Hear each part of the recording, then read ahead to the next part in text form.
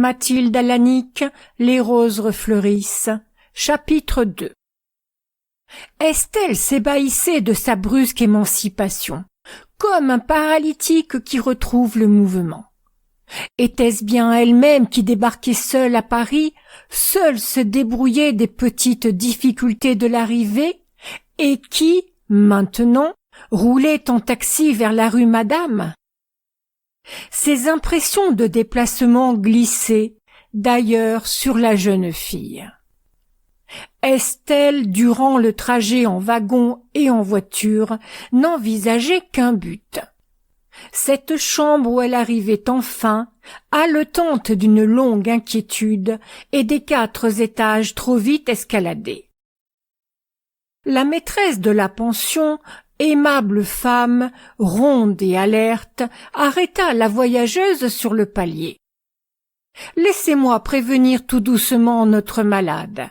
Monsieur Jonchère l'a déjà préparé au plaisir de vous voir. » De la porte, Estelle apercevait le fauteuil, placé devant la fenêtre, et le cher garçon qui y reposait, la tête renversée sur le coussin. Oh, ce teint cireux, ces yeux caves, ces pommettes saillantes! Le cœur de la sœur trembla de pitié. Le pauvre, il était temps. La voix d'Adrien s'élevait, fêlée d'émotion. Est-ce possible? Ah ça, cet absurde Jonchère m'a donc cru à la mort. Sonner le tocsin pour une pâmoison. Convoquer ma sœur ici, c'est fou. Ça vous apprendra à nous faire de pareilles frayeurs, répliqua en riant la bonne hôtesse, invitant d'un signe la jeune fille. Estelle s'élança, les bras ouverts, l'air radieux. « Regrettes-tu ma venue, ingrat? Et vas-tu me recevoir vilainement, avec des reproches ?» Il n'en eût pas trouvé la force, vaincu déjà par la douceur des caresses fraternelles. Cependant il scrutait, d'un regard âpre, la figure penchée vers lui. Le jugeait-on si malade pour que sa sœur accourût si vite et de si loin? Mais les yeux d'une femme qui aime savent mentir. Et Adrien ne vit dans les prunelles nuancées de vert, de bleu et d'or que le sourire d'une tendresse heureuse. Discrète, Madame Lenoir s'esquiva. « Je vais vous faire monter une collation, mademoiselle. » Estelle enleva son chapeau, son manteau, et se laissant tomber sur la chaise basse près de son frère, « Il n'a pas été difficile de me décider, va, reprenait-elle avec entrain. Il y a longtemps que j'avais envie de m'évader. Ah, mon petit Adrien, l'existence abétissante que je mène là-bas.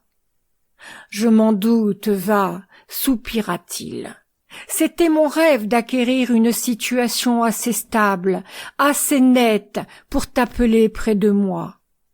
Et maintenant, hélas, le rêve s'éteint comme une fusée qui se noie. » Du doigt, il se frappait le front. « Tout est creux ici, cerveau liquéfié, crâne vide, plus de travail possible. » Vite, d'une main impérieuse, elle lui fermait la bouche. Le mot « travail » est momentanément interdit. L'essentiel est de guérir. Pour cela, abandonne-toi à ma discrétion, sans prendre la peine de penser. D'instinct, elle trouvait le langage qui convenait. Cette sérénité impressionna le malade. Il lui semblait que la main souple et nerveuse qui étreignait la sienne ravivait sa chaleur vitale. Et en paroles légères, qui le rafraîchissaient comme un gazouillement d'oiseau, la voix amie continuait son babillage. « Tu es très gentiment installé, disait Estelle, inspectant la cellule claire, au lit blanc, où un piano, une étagère de livres et quelques moulages parlaient d'art et de vie idéale. et ses œillets font un joli effet sur ton guéridon, dans ce tube de cristal vert. C'est Renaud Jonchère qui m'a fleuri ce matin. Il a des délicatesses de femme, ce poète. Estelle, du bout de l'ongle, releva la lourde tête d'une fleur déchiquetée, jaspée de rose et de cramoisi. Elle évoqua à la voix lointaine, entendue la veille, à travers les nasillements et les trépidations du téléphone. Et ce souvenir opérant peut-être comme une suggestion attractive, au même instant, la voix retentit toute proche dans sa sonore et harmonieuse plénitude. Suis-je opportun? Estelle tressaillit légèrement et se souleva. Un grand jeune homme, tête découverte, traversait la chambrette en deux enjambées et s'inclinait devant elle. « Mademoiselle, je suis ravi de vous voir ici et de vous transmettre mes pouvoirs sur ce prisonnier. »« Fou, nous aurons des comptes à régler ensemble » cria Adrien Gerfaut, levant le poing. À propos d'un simple malaise, clamé de telle sorte que les échos de Poitiers en furent épouvantés. Froussard! Renaud Jonchère prit la mine d'un gamin grondé. Mais sa lèvre un peu courte découvrait des dents blanches, éblouissantes sous la soyeuse moustache blonde. « J'ai fait une bévue, soit, mais quelqu'un ici en regrette-t-il les résultats ?» Son regard, en dessous, interrogeait drôlement le frère et la sœur. Estelle secoua la tête en riant. « Pour ma part, je l'avoue, je suis très contente de mon escapade. »« Parbleu !» s'exclama Adrien. « Ça va te sembler rudement bon de ne plus voir devant toi ces deux pingouins sordides qui s'empiffrent et digèrent. » Ah, monsieur et Mame Busset, l'aimable couple bien assorti. Type parfait de ces bourgeois repus dont les anarchos rêvent d'ouvrir les abdomens. Renaud Jonchère traça dans l'espace le zigzag d'un coutelas féroce. Sus aux Philistins, rebut de l'humanité, point de quartier à cette canaille. Goguenardon, fit Adrien avec amertume, ces imbéciles nous pouvons les envier. Enfermés dans leur épaisse carapace, ils ne connaissent pas nos délires, nos dégoûts, nos désespoirs. Ils ignorent aussi nos ivresses et nos béatitudes, repartit Jonchère. Je ne troquerai pas une seule de nos heures ardentes pour 50 ans de leur vie plate et bornée. Mais de quel prix nous les payons, ces heures-là, murmura Gerfaut, et il porta de nouveau la main à son front pesant. Les yeux d'Estelle se remplirent de larmes en rencontrant le regard sérieux et attristé de Renaud Jonchère. Mais tout de suite, la voix claire, la jeune fille reprenait sa tâche consolatrice. « Es-tu si à plaindre, frérot ? Voyons, tu as dépensé au-delà de tes forces. Il est tout naturel que tu subisses cette dépression. Eh bien, à présent il faut te refaire et amasser une réserve d'énergie. Se laisser vivre au soleil comme un bon végétal, ça n'a rien de bien pénible. Charmante existence, si je suis condamnée à cela désormais, mieux vaut le dire. » Elle frémit de la sourde menace. Jonchère vint à la rescousse. « Tu enviais tout à l'heure le bonheur des mollusques. On te propose de vivre quelques semaines comme une douce et vertueuse touffe d'herbe, et tu barguignes. » Ils arrivaient, l'ami et la sœur, à la note juste, en leur enjouement de commande. Le malade, si défiant qu'il fût, s'y trompa. S'il pouvait guérir, il se sentait si affaissé, si éteint, qu'il avait cru tout perdu. Cependant, la pensée de ce qu'il devait abandonner le crispa dans une révolte. « Y penses-tu, quitter la partie, lâcher les chances que j'avais patiemment groupées ? Non, non, non, c'est impossible. Et fiévreux, il énumérait ses projets. Un morceau symphonique à achever, puis une sonate que Samuel, le grand violoniste, promettait de lancer. Et on venait lui offrir à ce moment décisif de faire machine en arrière. Mais, patiente, Estelle continuait de lui verser le cordial intarissable de l'espérance. Tout ce que la sagesse ordonnait de suspendre, aujourd'hui, s'accomplirait avec plus de facilité et de brio après la halte prescrite. Tu verras comme tu redeviendras vite toi-même, les nerfs détendus, la tête reposée. Gerfaut ne demandait qu'à le croire. Oh, sortir de cette atonie, recouvrer la maîtrise de soi et le bouillonnement délicieux de l'idée dans son cerveau maintenant anesthésié. Peu à peu, son entêtement morbide se laissait fléchir, sans qu'il consentît à l'avouer. « N'ai-je pas raison, monsieur Jonchère ?» disait parfois la jeune fille. Et Renaud l'appuyait aussitôt, à sa façon humoristique. Si vite devenus complices en charité, ils semblaient aux deux jeunes gens, en se rencontrant pour la première fois, se reconnaître. Grâce à l'intermédiaire d'Adrien, ils plongeaient dans la vie l'un de l'autre. Renaud pouvait-il ignorer la sœur chérie dont le portrait occupait la place d'honneur dans la chambre de son ami? Et Estelle connaissait, en grandes lignes, la biographie et le caractère du camarade intime de son frère. Renaud Jonchère, originaire de l'Algérie, fils d'un officier mort prématurément et abandonné très jeune à lui-même par le remariage de sa mère là-bas, abordait, avec des dons brillants, la carrière littéraire. Il était de ceux qui, selon l'expression consacrée, doivent arriver à tout ce qu'ils veulent, pourvu qu'ils le veuillent bien. Adrien, chétif et timide, admirait, par la loi des contrastes, ce blond et hardi Renaud, vrai Saint-Georges de vitrail, avec sa moustache dorée, et qui, aventureux et prime sautier, portait d'une belle allure son surnom de « quatrième mousquetaire ». Gerfaut, tout à coup, eut un ricanement moqueur. « Ta ta ta, je vous écoute, mais si je me rends à vos conseils, une fois devenu salade ou ortie, où me transporterai-je? Rue de la Psalette Sainte-Radegonde? J'en partirai bientôt pour l'asile des fous.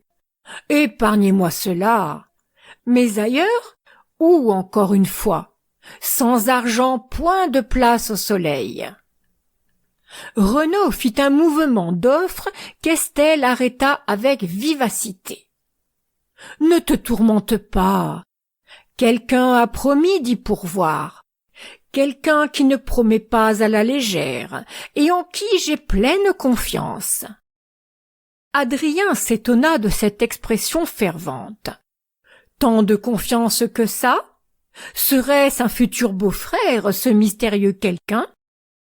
Sous le regard bleu de Renaud, où luisait une curiosité, la jeune fille perdit contenance.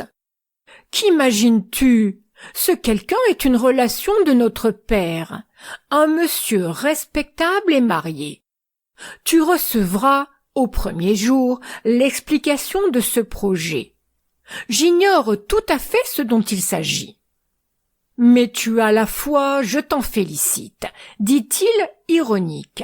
« Tout cela me paraît bien nébuleux. » Néanmoins, son intérêt s'était éveillé. À plusieurs reprises, il parla du secret et en plaisanta. Calmé par la présence de sa sœur et le sentiment de sécurité que lui donnait cette tendresse vigilante, Adrien, d'ailleurs, passa une nuit assez paisible. Et comme le jeune docteur, ami des artistes, en le visitant le lendemain matin, renouvelait son diagnostic et ses objurgations, « Rien de cassé, mais vite au large. Plongez-vous en pleine nature, allez soigner votre bête au champ, et tout de suite. » Le malade accueillit la vie, cette fois, sans se rebeller. « Voir, fait Almire, dit-il seulement d'un ton ambigu. Vous n'êtes pas plus pressé de vous débarrasser de moi que moi de vous. Eh bien, dans 48 heures, je vous apporte votre passeport, conclut gaiement le médecin, qui, en aparté, recommanda à mademoiselle Gerfaut. La thérapeutique en son cas doit être surtout morale. Qu'il ait confiance en sa guérison et il guérira. Mais brusquez le départ. Paris le reprendrait et le consumerait. Heureusement, pour abréger l'anxiété de la jeune fille, au courrier suivant, ce même jour, arrivait la lettre annoncée. Renseignée par un billet particulier, Estelle accourut au chevet de son frère. « Tiens, une lettre de Poitiers, tu y trouveras peut-être la clé de l'énigme. » Gerfaut, les feuillets dépliés, courait vite à la signature. « Monsieur Marcenat, c'est lui ce protecteur. D'après tes dires, je m'étais figuré un quinquagénaire, poivre et sel. » Et il commença, à demi-voix, visiblement touché par l'épithète du début. « Mon jeune ami, mademoiselle votre sœur a pu vous dire comment, par hasard, je me suis trouvé instruit de votre indisposition. Un peu de repos vous est conseillé après cette alerte. Si vous désirez passer votre convalescence à la campagne, je serai infiniment heureux de vous voir accepter, comme abri, une vieille maison que je possède à Lusignan. Le site est joli, l'air fortement oxygéné par les bois environnants, la vue étendue, et les vieux murs qui soutiennent le verger, en terrasse au-dessus de la rivière, appartinrent à l'enceinte du château de Mélusine. Mélusine, voilà un nom qui doit fasciner un artiste. Puisse-t-il vous attirer en ce coin de notre Poitou, dont le pittoresque évoque le souvenir des Ardennes. Un bain dans la saine atmosphère du pays vous retrempera corps et âme. La fable d'Antée qui, luttant contre Hercule, reprenait des forces dès qu'il touchait la terre maternelle, est un mythe d'un sens profond. Je suis convaincu que l'intellectuel ou l'artiste n'est jamais plus original et plus heureux en ses conceptions que s'il reste en contact avec le sol natal. Vous me savez régionaliste résolu. Pardonnez-moi si j'essaye de vous ramener vers notre province. Vous êtes une de nos valeurs. Je souhaite vous rattacher étroitement à votre petite patrie. Venez donc, je serai ravi de discuter ma thèse favorite avec vous. Le mobilier est plutôt rudimentaire. Une de nos anciennes domestiques, Madame Adèle, qui est logée dans une dépendance, pourvoira à ce qui manque et se met avec plaisir à votre disposition. Vous trouverez dans le salon un pauvre piano très enroué malheureusement. Répondez vite que vous acceptez cette proposition et croyez, ainsi que votre sœur, à ma sincère sympathie. V. Marcenat. Cette lettre si habilement calculée pour satisfaire l'amour-propre ombrageux du jeune homme ne manqua pas son effet. Adrien murmura. On ne peut dire les choses avec plus de bonne grâce. Et la tête au creux de l'oreiller, il ajouta rêveur. Lusignan, je connais un grand viaduc, un vallon de bois et de prairies, une vieille petite ville, perchée sur un plateau rocheux autour duquel tourne une jolie rivière. Le pays de Mélusine, répétait-il avec une complaisance amusée. Et comme Renaud Jonchère entrait dans la chambre, Adrien interpellait aussitôt son camarade. « Que t'en semble, poète ? On m'offre une villégiature sur une terre de légende, à Lusignan. » « Lusignan, ce nom féodal sonne comme une armure, fit Renaud. « Les Lusignans, rois de Chypre et de Jérusalem, quel panache au cimier, illustre maison! Et fondée en notre antique Poitou par Mélusine, la fée à queue de serpent. Ils ont beau vouloir, en Auvergne, en Allemagne ou en Italie, revendiquer cette terrestre sirène, notre fée poitevine est la seule authentique. Chauvin, rien n'est plus certain, affirma Estelle. À Lusignan, on montre encore la fontaine, la Fondecée, où elle apparut au chevalier Raymondin. Et aussi les vestiges de la tour d'où Mélusine se précipita, hurlante et désespérée, quand son secret fut découvert. Ah oui, se souvint Renaud, n'était-elle pas condamnée, une fois par semaine, à subir une pénitence qui lui infligeait justement cette queue de lézard? Son mari n'avait-il pas juré de lui laisser liberté complète ce jour-là sans jamais demander d'explication? Mais le butor qu'elle avait fait riche et puissant ne put se retenir de l'épier le jour défendu, fit Adrien. Et Mélusine, condamnée pour l'éternité à cette forme monstrueuse, s'envola par une fenêtre du manoir de Lusignan en ouvrant deux grandes ailes de chauve-souris. Elle m'a toujours été sympathique, cette pauvre fée que son pouvoir magique ne put préserver des pires souffrances humaines, observa Estelle d'un air pensif et poursuivant la digression qui distrayait le malade. L'obligation de dissimuler envers celui qu'elle aimait devait lui être aussi dure que le châtiment en lui-même. Croyez-vous, fit étourdiment Renaud, que de femmes ont une queue de serpent à cacher et y parviennent? L'art de la dissimulation et de l'astuce est naturel au sexe malin, assurent les pères de l'Église.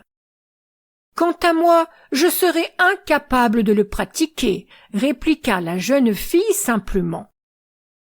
Il examina, curieux, le clair visage, la bouche pure, le front lumineux sous la couronne virginale des lourdes tresses, et, si sceptique avec les femmes qu'il rencontrait dans les mondes très disparates où il fréquentait, Renaud jugea qu'il devait croire celle-ci.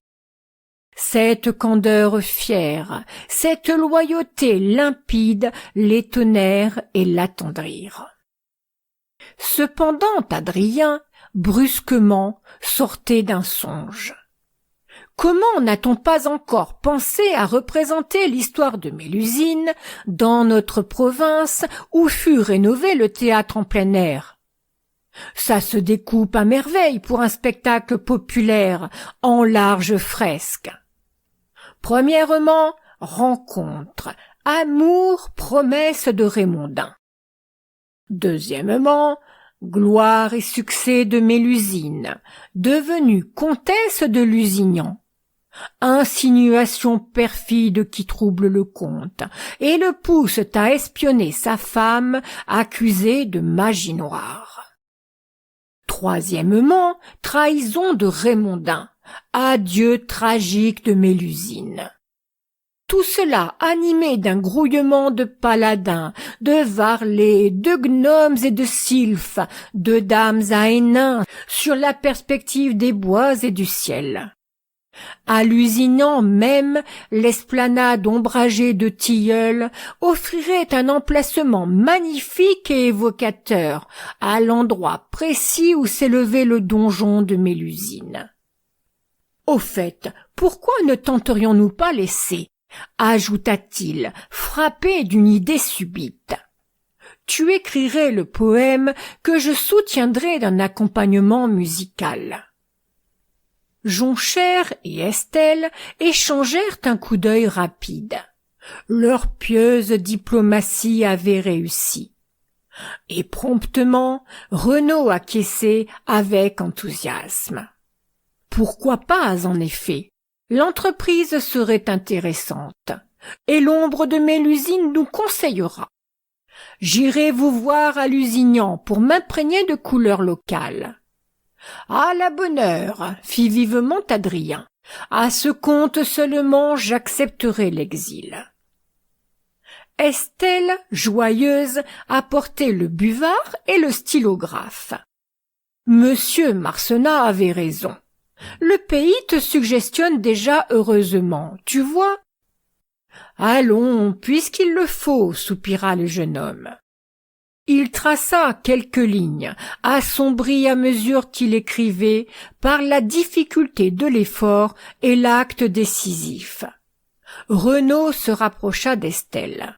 « Ne vous inquiétez plus, murmura-t-il. Adrien ne peut manquer de guérir entre une bonne fée et un ange gardien. » Elle ne sut répondre au madrigal. Le regard qui plongeait dans ses yeux la troublait d'un émoi intense, oppressif. Et cette palpitation sourde se trahit par une rougeur qui s'étendit soudain de l'échancrure de sa robe à la racine brune de ses cheveux. Le regard bleu devint plus insistant et plus câlin. Estelle essaya de se soustraire à l'emprise et se réfugia près de son frère. « Peut-être sera-t-il convenable que je joigne un mot à ta lettre. » Elle dut écrire devant le malade pour ne pas exciter sa défiance. Et la tête perdue, sentant toujours sur soi les effluves des yeux tendres, la jeune fille griffonna sous la signature d'Adrien. Nous serons vos hôtes à Lusignan, comme vous nous y conviez avec tant de bonté, monsieur. Je suis trop ému pour vous exprimer notre reconnaissance. À présent, retournons à Mélusine, fit Adrien, se rejetant vers l'idée qui prenait possession de lui et l'enchantait de neuves espérances. Complaisant à sa fantaisie, ses interlocuteurs le satisfirent de leur mieux. Mélusine élut domicile entre trois. Ils causèrent à peine d'autres sujets jusqu'à l'heure du départ. Et, complètement envoûté, Gerfaut se crut presque appelé par la fée vers ce Lusignan où elle avait aimé, triomphé et gémi. Estelle subissait une autre hantise, d'instant en instant plus impérieuse et plus puissante. Enfin, les affaires urgentes réglées, un peu d'argent recueilli, les bagages bouclés, le frère et la sœur partirent pour la gare, escortés jusqu'au wagon par l'ami dévoué.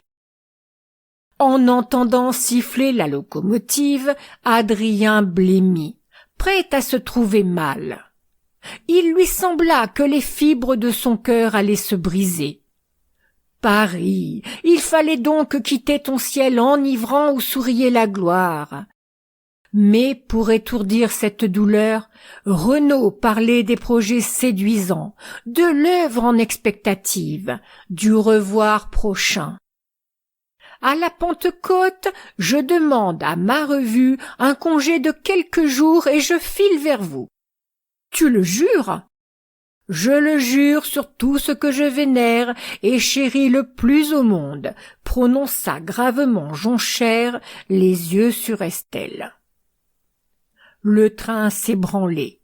Il sauta leste sur le trottoir.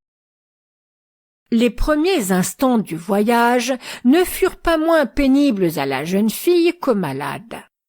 Chaque tour de roue déterminait chez mademoiselle Gerfaut une sensation d'éloignement cruel, d'entraînement inéluctable. Qui lui eût dit, quelques jours auparavant, qu'elle referait ce chemin à regret? Mais après tout, 3 semaines seulement les séparaient de la Pentecôte. La même pensée consolatrice berçait la mélancolie d'Adrien. Ils finirent par l'entendre distinctement, comme un refrain prometteur, dans le tintamarre du roulement. Renaud, Pentecôte, Pentecôte, Renaud. Gerfaut se surprit à fredonner ces mots cabalistiques et s'en égaya.